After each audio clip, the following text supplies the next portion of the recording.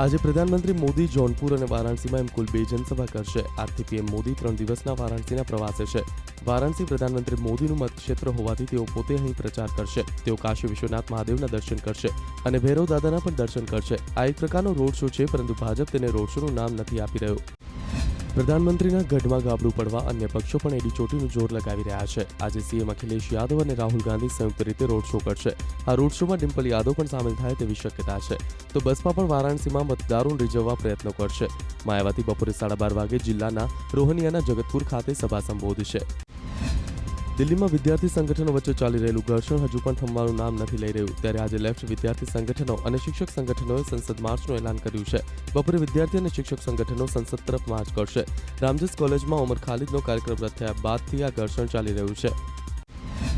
ગુજરાત વિધાનસભાની ચૂંટણીની રણનીતિ ઘડવા માટે આજે અમદાવાદમાં ગુજરાત પ્રદેશ કોંગ્રેસની કારોબારીની બેઠક યોજાશે. આ બેઠક બપોરે શહેરના ટાગોર હોલ ખાતે યોજાશે, જેમાં પ્રદેશ કોંગ્રેસના પ્રભારી ગુરુદાસ કામત, પ્રદેશ કોંગ્રેસ અધ્યક્ષ ભરતસિંહ સોલંકી, નેતા વિપક્ષ શંકરસિંહ વાઘેલા ઉપસ્થિત રહેશે.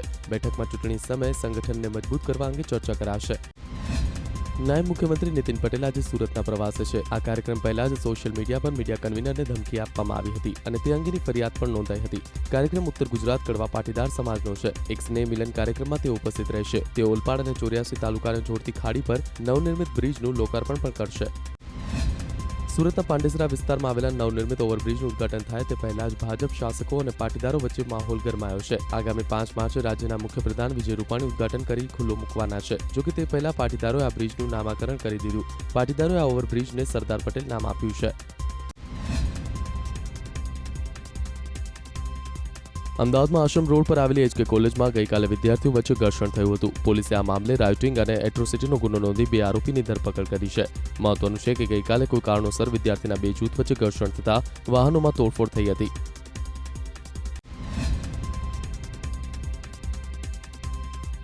અમદાવાદમાં પરિમલ ગાર્ડન વિસ્તારમાં નજીવી બાબતે નિવૃત્ત ડીવાયએસપીએ ફાયરિંગ કર્યું. નિવૃત્ત હેડ કોન્સ્ટેબલ હરદેવસિંહ ઝાલા સાથે ઝઘડો થતા નિવૃત્ત ડીવાયએસપીએ ફાયરિંગ કર્યું હતું. જોકે આ ઘટનામાં સદનસીબે કોઈ જાનહાની નહોતી થઈ. આ ઘટના બાદ નિવૃત્ત ડીવાયએસપી ફરાર થઈ ગયા.